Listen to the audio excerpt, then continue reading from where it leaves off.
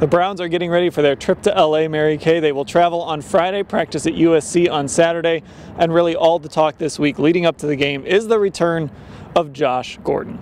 Yeah, I mean, that is definitely all the talk. I mean, that SI article came out yesterday.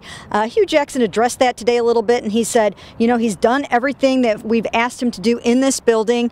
It's been so far so good, but he admitted that that the SI article was a tough article where he recounted a very troubled sort of crime-filled past, made some admissions in there, and Hugh Jackson then went on to say that antennas are up and they should be. So I think the message here is they know it's one day at a time with Josh Gordon. Everyone's doing the best they can to kind of keep him on the straight and narrow, but they know enough now to know that it's just 24 hours at a time.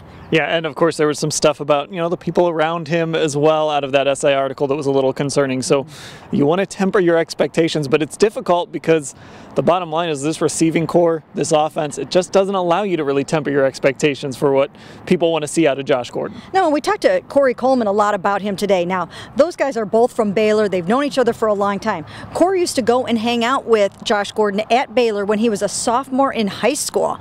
So they go back a very long way here. And he talked today about, in addition to his drop pass, he talked a lot about being on the field with Josh Gordon, how that will help both of them. I mean, you've got two guys that run in the 4.3s. They're both very fast, different sizes and types of receivers, but both deep threats, both very fast. And how, I think most of the guys on this football team think that Josh Gordon could mean the difference between winning and losing. Now, speaking of Corey Coleman, you mentioned it. He talked about that drop pass he had today. Should have been a touchdown. It was maybe Deshaun Kaiser's best throw of the day. Should have been 6. It wasn't. Hugh Jackson said today the message is, go get the next one.